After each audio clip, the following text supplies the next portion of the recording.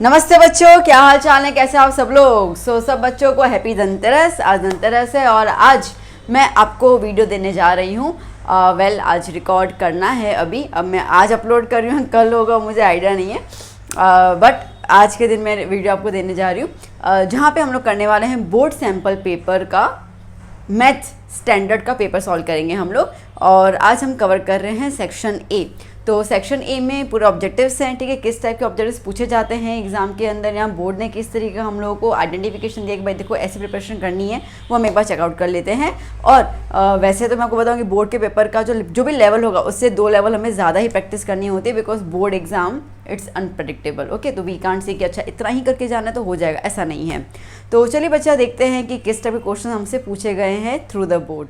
सो बच्चों, section A math standard का board का सैम्पल पेपर है 2025 का, जो बेसिकली 2024 आएगा फॉर द बोर्ड एग्ज़ाम 2025 के लिए। ओके, सो फर्स्ट क्वेश्चन क्या है बेटा, if HCF 65117 is equal 65m minus 117 then find the m।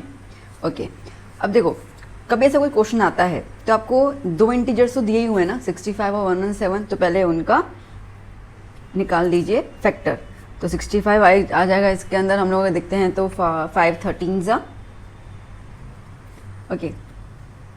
और 117 का अगर हम देख लेते हैं तो हमें यहाँ पर 117, ओके, 3 का लग जाएगा टेबल यहाँ पर। सो 3 3 ज़ा 9 10 11 39 13 कितना हो जाएगा 3 स्क्वायर इंटू 13। सो HCF कितना आ गया बच्चा, यहाँ पर HCF 13 आया। और यहाँ पे कहा जा रहा है कि HCF 65 और 117 का ये है, तो मतलब इसकी जगह पर मैं 13 को अप्लाई कर सकती हूँ ना।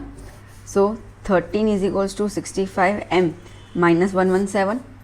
So 13 plus 117 is equal to 65m, ठीक है। 117 को यहाँ पे लेके आ गए हम लोग, तो 117 में 13 को प्लस कर लेते हैं तो कितना आएगा 130। 130 is equals to 65m। So m is equals to 130 divide by 65। Okay, क्या हो जाएगा, सो 5 या 13 की टेबल लगा देते हैं। 13 5 ज़ा, ठीक है, 13 10 ज़ा, 5 1 ज़ा, 5 2 ज़ा। तो m की वैल्यू क्या आ गई बच्चा 2 ऑप्शन है B option. Okay, next question, what would be the value of a if the graph of y equals to ax square plus bx plus c gives an upward open curve। ठीक है, अपने को upward मिलेगा open curve, मतलब ऐसा parabola बनेगा। जब भी ऊपर की तरफ होता है तब a की वैल्यू हमेशा ग्रेटर देन 0 आती है। जिन बच्चों ने मेरा पॉलिनोमियल्स का चैप्टर देखा है वन शॉट का, उनको ये चीज़ क्लियर हो चुकी होगी, क्योंकि उसमें मैंने बताया था कि ऐसे एग्जाम्स में क्वेश्चन आते हैं। और देखो ये बोर्ड का सैम्पल पेपर और आपके सामने ये चीज़ आ गई, तो जिन बच्चों ने देखा होगा वो कमेंट करके ज़रूर बताएगा कि ऐसे में हमने देखा था, आपने कहा भी था, और वो चीज़ यहाँ पे बोर्ड ने दी है, ठीक है। तो जब भी अपवर्ड बनेगा तो a is greater than 0। Okay, next, lines of the equations 2x plus 3y minus 9 equals to 0 and 4x plus 6y minus 180 equals to 0 is dash। ठीक है, तो यहाँ पे आपको एक ये इक्वेशन दी हुई है, तो मैं इसको कंपेयर कर लेती हूँ a1x plus b1y plus c1 के साथ, ठीक है। तो यहाँ पे अगर मैं लिखूँ तो a1 की वैल्यू क्या दिख रही है 2, b1 की 3, c1 की -9, ठीक है। यहाँ पे देख लेते हैं तो a2x plus b2y plus c2 equal to 0। a2 क्या है 4, b2 क्या है 6, c2 क्या है -180। ओके, अब आपको पता है जब भी हमारे पास कंडीशंस आती हैं तो हम लोग यहाँ पर a1/a2 वाला कॉन्सेप्ट लिख देते हैं, ठीक है। तो a1/a2, b1/b2, c1/c2।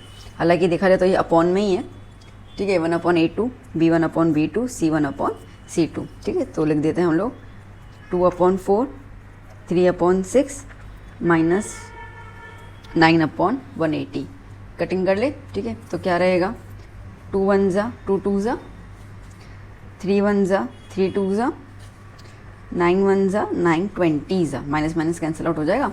तो क्या है अपने पास बच्चा 1/2 is equals to 1/2 is equals to 1/20। तो ये तो सेम हुआ नहीं, मतलब कि कंडीशन ऐसी बन रही है कि a1 is equals a1/a2 equal to b1/b2 but not equal to c1/c2। अब याद करो ये कंडीशन किसकी आती है, ठीक, ये कंडीशन आती है हमारे पास ये कंडीशन पैरेलल लाइन से कंडीशन आती है ये, ठीक है। किसकी आती है? पैरेलल लाइन से कंडीशन आती है, ठीक है। तो ऑप्शन आ गया ए, क्योंकि इंटरसेक्टिंग ये होती है A1/A2 not equals to B1/B2 not equals to C1/C2, और कोइंसिडेंट की सारी इक्वल होती है, ठीक है। तो एक इक्वल है और एक नॉट इक्वल है, तो वो आती है पैरेलल लाइंस की। तो लाइंस कैसी है बेटा? पैरेलल, ठीक है। चलिए next question. Okay, if discriminant of 2x square plus 5x minus k equals to 0 is 81, then find the value of k. Okay, मैं इसको कंपेयर कर लूँ ax square plus bx plus c के साथ, तो बेटा जी a की वैल्यू क्या हो जाएगी? 2, b की वैल्यू 5, c की value minus k। Okay, discriminant का फॉर्मूला क्या होता है? b square minus 4ac। 81 दिया हुआ है, दिया ना, डिस्क्रिमिनेंट इज 81, तो d 81 दिया हुआ है। b स्क्वायर क्या है? 5 स्क्वायर माइनस 4, ए की जगह पर 2, सी की जगह पर minus k. 81 equals to 25 minus minus plus 4 2 ज़ा 8k। इसको यहाँ पे अप्लाई कर लेते हैं, क्या हो जाएगा? 81 minus 25 is equals to 8k। 81 में से 25 माइनस कर लेते हैं हम लोग, सो 7 ज़ा, ठीक है, 5 11 कितना आएगा? 6। ओके, कितना आया? 56 equals to 8k। So 56/8 equals to k. 8 1 ज़ा 8 7 ज़ा, तो के की वैल्यू कितनी आ गई बेटा? 7, बी ऑप्शन, ठीक है। चलिए नेक्स्ट क्वेश्चन क्या कह रहा है? For an A P if a n is equals to 2n plus 1 then the sum of the first n terms is dash. आपको nth टर्म दिया हुआ है, आपको फर्स्ट एन टर्म्स का सम निकालना है। देखो अगेन जिन बच्चों ने मेरा एपी वाला वन शॉट देखा होगा उनको आइडिया चुका। मैं हमेशा ये बोलती हूँ कि आपके पास ए और डी मिल जाए ना, ये ब्रह्मास्त्र हैं, एपी के ब्रह्मास्त्र हैं ए और डी, वो मिल जाए बात खत्म हो गई, ठीक है। तो इसमें से हम लोग एक एपी जनरेट कर लेते हैं पहले तो a n is equals to 2n plus 1। यहाँ पे A1 n की जगह पे क्या लगा दिया? 1, क्या हो जाएगा? 2 1 ज़ा 2 प्लस 1 3। फिर A2, तो n की जगह पे क्या लगा देते? 2 2 2 ज़ा 4 5, ठीक है ना। तो A आ गया अपने पास 3। D की फॉर्मूला क्या होती है? A2 माइनस A1, मतलब कि 5 माइनस 3 कितना हो गया? 2। ओके, A और D आ गया। चलो, सो Sn की फॉर्मूला क्या हो जाएगी? n/2 2a plus n minus 1d। Sum of the first term निकाले, मतलब n की जगह पे n ही रहेगा, a की जगह पर 1, a की जगह पर 3 प्लस n माइनस 1d की जगह पर 2, ठीक है। सो n/2 2 3 ज़ा 6 प्लस 2n माइनस 2, वही होगा ना। Okay, 2n minus 2, n/2 6 minus 2 is 4, 4 plus 2n, 2 common निकाल दूँ, n/2 2 कॉमन निकलेगा, क्या आएगा? 2 प्लस n, 2 2 कैंसिल, ठीक है। तो हमारा आंसर क्या बन गया? n2 plus n। n2 plus n कहीं पे है? ये रहा, n प्लस 2 2 प्लस n, एक ही बात है, बी ऑप्शन, ठीक है। चलिए next question. Now in trapezium ABCD, AB is parallel to CD, AC and BD intersect at M। चलिए ये फिगर बना लेते हैं हम लोग।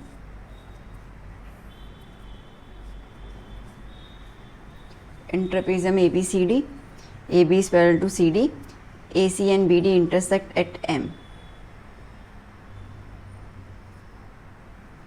Okay, if MA 6, MB 9 और MC, ये रहा MC 8, then find MD. Okay, अब देखो बेटा, यहाँ पर ऐसा कोई फॉर्मूला तो है नहीं, तो यहाँ पे हम एक काम कर सकते हैं, हम ना ट्रायंगल कंसिडर करके उसको प्रूव कर सकते हैं कि वो सिमिलर हैं। सिमिलर होंगे तो हम इनके साइड्स को रेशियो में ले सकते हैं। अब बोलोगे मैम 1 मार्क के लिए इतना सारा? देखिए सीधी सी बात है, ये आपको जब 1 मार्क में आएगा तो आपको सिमिलर प्रूव करने बैठेंगे नहीं, बट मेरा अभी मोटिव है कि आपको समझाऊँ कि कैसे होगा। ओके, डायरेक्टली मैं साइड्स को रेशियो लिख दूँगी तो आप बहुत सारे बच्चे होंगे कन्फ्यूज़ कि क्यों लिखा हमने। Okay, what was the reason जो हम ये वाला चीज़ अप्लाई करते हैं। तो इसके लिए पहले मैं ना एक काम कर लेती हूँ, मैं ट्रायंगल ले लेती हूँ, एक ट्रायंगल ले लेती हूँ, ये AMB, और एक ट्रायंगल ले लेती हूँ CMD। ओके, अब देखो एंगल M इक्वल हो जाएगा, क्यों? Because vertically opposite angles. Okay, ये दोनों साइड्स पैरेलल हैं, तो हम ये एक एंगल ले सकते हैं, तो एंगल B को एंगल D के साथ इक्वल लिख दूँ अल्टरनेट एंगल के हिसाब से। तो A B M is equals to C D M because alternate interior angles, ठीक है। So by A property triangle A M B similar prove हो गया ट्राइंगल सी एम डी के। पॉइंट समझ में आई, ठीक है। अब हम इनके साइड्स को रेशियो में ले सकते हैं ना, यस, बस वही चीज़ करनी है। तो देखो ए एम के अपॉन में क्या आएगा, सी एम आएगा, ओके, और एम बी के अपॉन में एम डी आएगा। ए एम क्या है 6, ओके, सी एम या एम सी कितना है 8, एम बी कितना है 9 और एम डी हमें निकालना है। बात आई समझ में। मैं अगर डायरेक्टली ये लिख देती तो बहुत सारे बच्चे, ठीक है, जिनको ट्रायंगल का नॉलेज है और जिनको ऐसा लगेगा कि with respect to which value या which term, okay, which rule हम इनके साइड्स को इक्वल ले रहे हैं, तो वो मैंने आपको इसके लिए बताया। बट ऑब्वियसली 1 मार्क के लिए नहीं होगा, बट हाँ, अगर ये क्वेश्चन 2 मार्क के लिए आ जाता है then you have to show this. हाँ, ये चीज़ को ध्यान दीजिएगा। क्रॉस मल्टीप्लाई कर लें हम लोग। So M D is equals to 9 into 8 upon 6, okay, 2 3 ज़ा 2 4 ज़ा 3 1 ज़ा 3 3 ज़ा 3 4 ज़ा कितना आया 12, है ना, क्या आ गया 12 आ गया। 12 ऑप्शन है बी ऑप्शन। डन। चलिए next question, fill in the blanks. What is the perimeter of the triangle A B C with the vertices 0 4 0 0 and 3 0, ठीक है। अब देखो एक ट्रायंगल बना लेते हैं हम लोग ग्राफ में, क्योंकि वर्टाइसेस के फॉर्म में दिया हुआ है ना ट्रायंगल के वैल्यूज़, ठीक है। 0 0 एक जा रही है 0 4, 0 यहाँ पे एक्स एक्सिस भी 0 है तो ये 4 यहाँ पे होगा, समझो ये हो गया 4, ठीक है। तो ये हो गया 0 4 और 0 0 बी आ गया, ये ए आया, ये बी आ गया। सी कितना है 3 0, मतलब 3 मतलब कि एक्स पे है, ठीक है। ज्वाइन कर देते हैं हम लोग इसको, ट्रायंगल बन गया। अब हमसे एक पूछ रहा है कि पेरीमीटर क्या होगा वो बता दो। अब पेरीमीटर के लिए हमें तीनों साइड्स पता होनी चाहिए, है ना। अब अगर यहाँ पे हम लोग ध्यान देते हैं तो देखो ये 0 से लेकर यहाँ तक हम जाते हैं तो ये एक लंबी लाइन आ जाएगी, तो ये 4 का फॉर्म रहेगा। ये 0 से लेकर यहाँ पे आओ तो 3 का, है ना, 3 का आया, तो 4 और 3 तो आ गया। ये वाली साइड अब देखो सीधी बात है, ये एक्सिस पे है तो 90 डिग्री रहेगा। तो बाय द पाइथागोरस थ्योरम, आपको पाइथागोरस का आता है और ये बहुत लॉजिकल है कि पाइथागोरस के लिए 3 4 5 का ट्रिपलेट बनता ही है। हाँ, ये 8th में भी किया था हम लोगों ने। और नहीं तो पाइथागोरस से हम लोग आगे कर सकते हो ना, 3 का स्क्वायर 9, ओके, 4 का स्क्वायर 16 प्लस कितना है 25 का स्क्वायर रूट ले लो 5, 1 मार्क का ही है ना। तो ये आ गया हमारे पास। अब इनको प्लस कर लेते हैं हम लोग, ठीक है। सो पेरीमीटर क्या हो जाएगा, तीनों का प्लस हो गया। सो 3 + 4 + 5, 7 + 5 12, ठीक है। तो कितना आ गया 12। डन। चलिए next question. 1 - sin² theta + cos² theta का रूट। अब देखो sin² थीटा + cos² थीटा, ये तो आइडेंटिटी है तो इसकी वैल्यू तो 1 ही आएगी। तो 1 - 1 0, रूट का 0 क्या होता है 0, आंसर 0, ठीक है। Next question. A tangent PQ drawn through a point P of a circle of the radius 5 centimeter। चलो ये सर्कल हुआ, ओके। एक टेंजेंट ड्रॉ कर रहे हैं from the point P of a circle. ये point P of the circle, ये PQ tangent draw किया। ये सर्कल का रेडियस है 5 सेंटीमीटर बोला ना, okay. Intersects a line passing through the centre at a point OQ। OQ कितना है बेटा 12, okay. Find the length PQ, PQ निकाल दो। चलो पाइथागोरस थ्योरम, क्योंकि जो रेडियस होता है और टेंजेंट होता है आपस में कैसे होते हैं बेटा, परपेंडिकुलर होते हैं, ओके। तो radius is perpendicular to tangent, तो इसके लिए क्या हो जाएगा, पाइथागोरस थ्योरम लगा देंगे। तो OQ² is equals to OP² + PQ²। OQ is 12, OP is 5 + PQ, 144 equals to 25 + PQ²। 144 - 25 is equals to PQ², कितना रहेगा 119। तो PQ², तो PQ कितना हो गया बेटा 119 का रूट, ओके। तो क्या हो जाएगा 119 का रूट सेंटीमीटर। डन। चलिए नेक्स्ट क्वेश्चन, ओके। क्या कह रहा है ये, the hour hand in the clock makes an angle of dash degree in 1 minute, ठीक है। देखो बेटा, अब अगर हम ये देखते हैं तो टोटल कितने मिनट्स होते हैं एक क्लॉक में? 60 मिनट्स। 60 मिनट्स, और ये सर्कल के शेप में क्लॉक अपन सर्कल है, हालांकि अभी तो बहुत सारे डिज़ाइन आ चुके हैं, बट हम इसको घूमते हुए सर्कल ही फॉर्म करते हैं। तो एक सर्कल का डिग्री कितना होता है बेटा? 60 डिग्री। ठीक है, मतलब कि यहाँ 12 बजे से शुरू होगा और कंप्लीट यहाँ पे आता है, तो that is 60 degree, sorry 360 degree. और मिनट्स कितने हो जाएंगे कंप्लीट? एक घंटे में 60 मिनट्स। तो 60 मिनट्स इज 360 डिग्री। तो इन्होंने कितने का बोला है? 1 मिनट का बोला है। तो 1 minute equals to how much degree? ठीक है, तो क्या हो जाएगा? डिवाइड कर लें हम लोग यहाँ पर। ओके, इसको x लेना है, x ले लो। तो 60 into x is equals to 360 into 1। हालांकि ये बच्चों को लगेगा क्या मैम, पता है हम लोगों को, बट ठीक है, मेरा फ़र्ज़ बनता है बताना, मैंने बताया। तो क्या हो जाएगा यहाँ पे? कैंसिल आउट, 6 1 जा 6 6 जा, कितना आया? 6 डिग्री। क्या मिस्टेक हुई यहाँ पे? ऑप्शन में 0.5 डिग्री है, 0.0550। 6 डिग्री क्यों है? Let me see the question. The hour hand in the clock makes an angle of, अच्छा यहाँ पे आर हैंड दिया हुआ है और मैंने मिनट लगाया हुआ है। अगर यहाँ पे मिनट हैंड दिया होता ना तो मेरा सही था, है ना? ओके ओके, अच्छा आर हैंड है मतलब कि घंटे ना, घंटे का काटा देखना है हमने, मैंने मिनट का काटा देख लिया। Extremely sorry, extremely sorry. ठीक है, तो अब पूरे दिन में कितने 12 घंटे रहेंगे हमारे, है ना? पूरे क्लॉक में 12 घंटे, तो ये पूरे 12 घंटे जो है वो कितना डिग्री बनाएगा? 360 degree. So 12 hours is equals to 360 degree. ठीक है, तो इन्होंने पूछा है 1 मिनट का। ओके, अब 1 घंटे में 60 मिनट होते हैं, तो 12 आवर्स में कितने मिनट हो जाएंगे?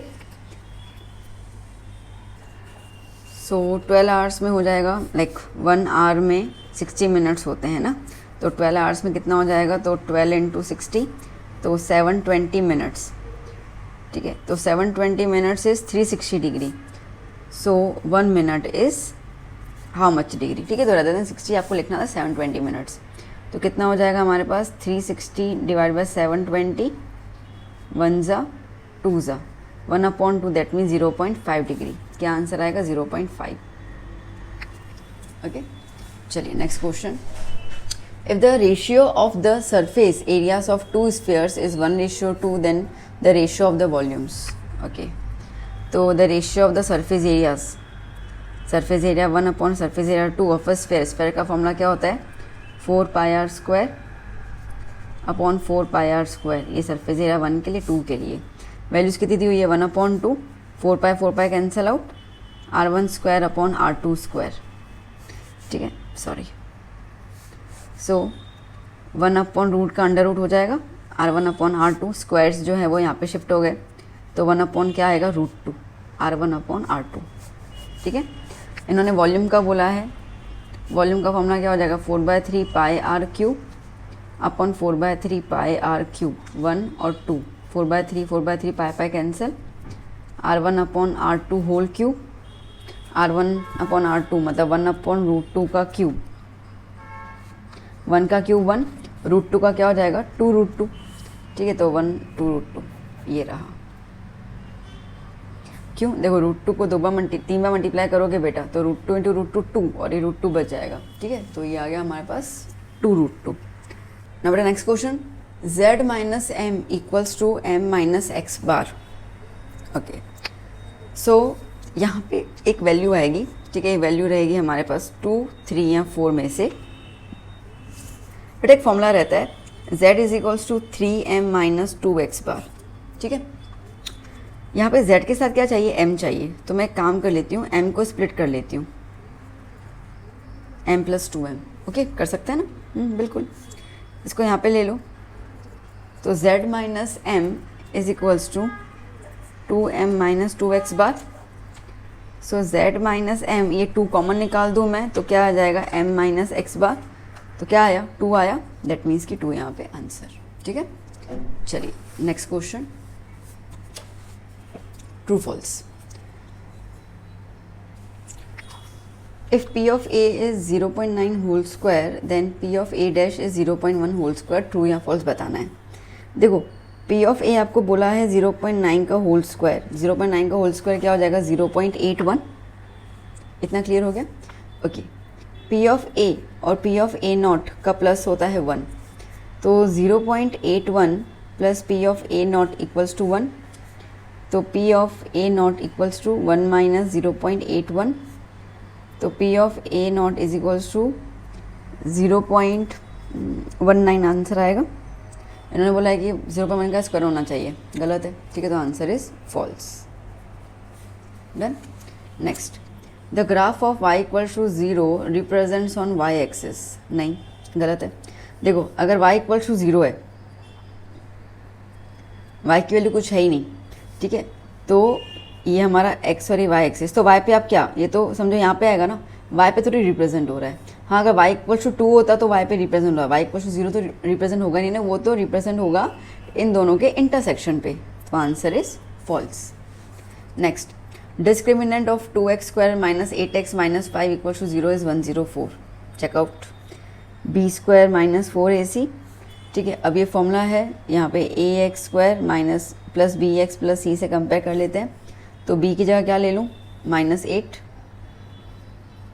-4 a की जगह 2 और c की जगह -5, 64 माइनस माइनस प्लस 40 कितना हो जाएगा 104, हाँ, यस, ट्रू, ठीक है। Next, the distance of p from the origin is x square plus y square, या ये तो फॉर्मूला ही है, ट्रू, ठीक है। चलिए next question, find the HCF of 35 and 22। 35 के फैक्टर्स क्या हो जाएंगे 5 इंटू 7, 22 के फैक्टर्स क्या हो जाएंगे 2 इंटू 11, कुछ भी कॉमन नहीं है, तो HCF क्या आया 1। Okay, next, for any data what is the sum of the deviations from mean of each of its observation. तो बेटा इसका आंसर आएगा 0, ठीक है। देखो क्या बोला है, for any data what is the sum of the deviations from the mean of each observation, ठीक है। हम मीन से हर एक ऑब्जर्वेशन में से डेविएशन माइनस करते हैं, तो उनका जब प्लस करेंगे तो उसका आंसर क्या आएगा, तो इट इज़ ऑलवेज 0। देखो एग्जाम्पल देती हूँ मैं, आप समझ जाओगे एग्जाम्पल से, यूँ नहीं समझ पाओगे। समझो कि मेरे पास नंबर हैं 2, 4, 5, 8, 11, ठीक है। इसका मैं मीन निकालती हूँ, तो मीन का फॉर्मूला क्या होगा, इन सबका प्लस करते थे, सो 2 + 4 कितना होता है 6, 6 + 5 11, 11 + 11 22, 22 + 8 30, डिवाइड में कितने मैंने 5 नंबर लिए हैं, डिवाइड बाय 5, ठीक है, तो कितना आया 6 आया, समझे। अब क्या कह रहा है कि डेविएशंस को मीन में से माइनस करना है, मतलब हर एक को मीन में से माइनस करना है, तो 6 में से 2 जाएंगे तो कितने बचेंगे, ठीक है। कैसे माइनस करना है, फॉर्मूला कैसा होगा, जैसे हमने डेविएशन नहीं देखा हुआ है फॉर्मूला, तो xi माइनस मीन, ठीक है, मीन में से माइनस करना है ना, ठीक है, तो xi माइनस मीन, तो जैसे कि 2 - 6 कितना आया -4, फिर 4 - 6 कितना होगा -2, 5 - 6 कितना होगा -1, फिर 8 - 2 कितना होगा 8 - 6 कितना होगा 2, 11 - 6 कितना होगा 5। अब मैं सबको प्लस कर लेती हूँ मैं, -4 -2 -1 +2 +5, माइनस माइनस प्लस ना, तो ये हो गया 6 7, कितना है -7, और 2 + 5 + 7, आंसर क्या है 0, ठीक है। तो कोई भी एग्जांपल ले लो, कोई भी, पता है अपन ने डी आई निकालते, डी आई का फॉर्मूला क्या होता है, xi - a होता है ना। अब उसमें भी देखोगे ना, तो आपको याद होगा एक बीच में 0 आता है, फिर 0 के पहले नेगेटिव होते हैं, 0 के बाद पॉजिटिव होते हैं, आता है ना, ध्यान है ना इतना, ठीक है। तो जब नेगेटिव वाले पॉजिटिव वाले आप जब प्लस माइनस करोगे आपको आंसर क्या मिलेगा 0। तो डेविएशंस हमेशा आपको क्या देंगे बेटा, 0 आंसर देंगे, ये उनके बोलने का मतलब था, ठीक है। 19 क्वेश्चन बेटा क्या कह रहा है, if radius of sphere is increase by 20%, by what percent will its volume be increased, ठीक है। अब कह रहा है कि अगर रेडियस 20% इंक्रीज हो रहा है, सो पहले ओरिजिनल स्फीयर की बात कर लेते हैं, ठीक है। जो रेडियस है उसको हम लोग r से डिनोट करते हैं, जो वॉल्यूम है उसको हम लोग v, जिसकी वैल्यू है 4/3 πr³, ठीक है। अब कह रहा है कि रेडियस जो है वो इंक्रीज होगा, तो रेडियस इंक्रीज होगा तो स्फीयर में बदलाव आएगा, ठीक है। तो जो न्यू रेडियस है उसको मैं r' से डिनोट करती हूँ। तो इन्होंने क्या बोला, अगर रेडियस 20% इंक्रीज होता है तो जो पुराना है, ठीक है, उसका 20% निकालेंगे, और उसके अंदर उसको प्लस कर लेंगे। इंक्रीज मतलब उसमें प्लस करना है, डिक्रीज होता है उसमें माइनस कर लेते पुराने वाले में, ठीक है। सो 20/100 R plus R, okay, 0 0 cancel, 2/10 R plus R, 2 1 जा 2 5 जा 1/5 R प्लस R, एलसीएम ले लेते हैं, 5 1 जा 5 तो 1R प्लस 5R/5, ठीक है। तो क्या हो गया 6R/5, ये आ गया न्यू रेडियस, ठीक है, इसमें कोई दिक्कत नहीं, ओके। नाउ वॉल्यूम की बात कर लेते हैं। वॉल्यूम V डैश ले लेते हैं, क्या आ जाएगा 4/3 पाई R डैश क्यूब, ठीक है। सो 4/3 पाई R डैश क्या है 6R/5 होल क्यूब, ओके। सो 4/3 पाई 6 का क्यूब कितना होगा बेटा 216 और ये होगा 125, R का क्यूब R क्यूब। अगर मैं इसको थोड़ा सा शफल कर लूँ तो 4/3 पाई R क्यूब 216/125 आया, ये आया मेरा वॉल्यूम 2, है ना, आई मीन न्यू वॉल्यूम। अब कह रहा है कि कितना परसेंट इंक्रीज़ हुआ है, कितना परसेंट इंक्रीज़ हुआ है, तो उसके लिए क्या होगा, परसेंटेज इंक्रीज्ड का फॉर्मूला क्या होता है, जो चेंज आया अपॉन ओरिजिनल, ठीक है, ये नॉर्मल फॉर्मूला होता है। तो 4/3 पाई R क्यूब इंटू 100 होगा, परसेंटेज निकालना है, ओके। 4/3 पाई R क्यूब 216/125 माइनस पुराना वाला क्या है 4/3 पाई R क्यूब, 4/3 पाई R क्यूब होल अपॉन में 4/3 पाई R cube multiply by 100। 4/3 pi common निकाल सकते हैं हम लोग, ठीक है, निकल जाएगा आराम से। तो 4/3 पाई R क्यूब को कॉमन निकाल दिया। अब देखो ध्यान दो बेटा,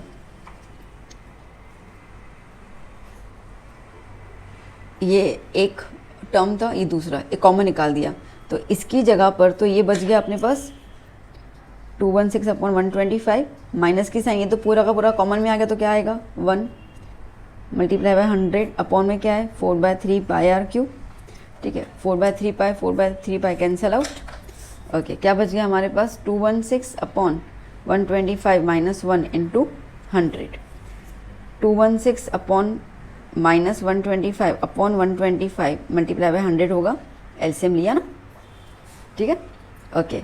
तो 216 125 में से माइनस हो रहा है 1, कितना बचेगा 2 गया ना, तो 9, ओके, कितना आया 91, ओके। सो मैं इस चीज़ को यहाँ लिख दूँ बेटा, यहाँ पे, ठीक है। सो 216 माइनस 125 अपॉन 125 मल्टीप्लाई बाय 100 कितना हो जाएगा, कितना किया 91 अपॉन 125 मल्टीप्लाई बाय 100, 25 5 ज़ा 25 4 ज़ा, ठीक, और तो कुछ कटिंग होगी नहीं, मल्टीप्लाई कर लेते हैं 91 तो कितना हो जाएगा 364/5, डिवाइड कर लेते हैं 5 1 ज़ा 5 7 ज़ा 35, 1 कैरी, 5 2 ज़ा 10.4 0.8, कितना है बेटा 72.8% इंक्रीज हुआ।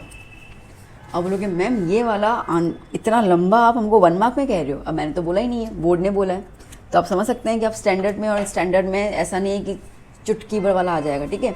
तो या बट ऑब्वियसली स्टैंडर्ड में आपको 1 मार्क के लिए भी आपको इस तरीके से शो करना होगा सम्स, बट ऑब्वियसली यस। चलिए चलते हैं नेक्स्ट क्वेश्चन की तरफ ना बेटा। क्वेश्चन क्या बोल रहा है, find the value of m if both the roots of 6x² minus 13x plus m equal to 0 are reciprocal. चलिए अब रूट्स जो है वो रेसिप्रोकल है, तो हम लोग सपोज कर लेते हैं यहाँ पर दैट लेट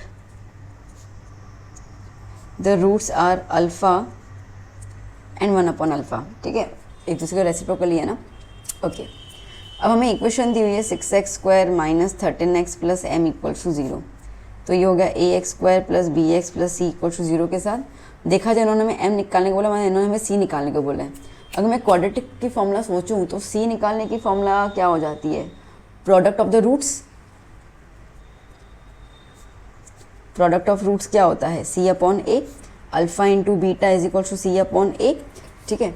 तो अल्फ़ा इंटू ये 1/अल्फ़ा लिख दूँ बीटा की जगह, इज इक्वल टू c की जगह क्या है m, और ए की जगह क्या है 6, ये तो कैंसिल आउट हो गया, तो 1 is equals to m upon 6, 6 यहाँ पे चला गया, तो m की वैल्यू क्या आ गई बेटा 6। ठीक है, चलिए next question, match the following, तो बहुत ईजी है।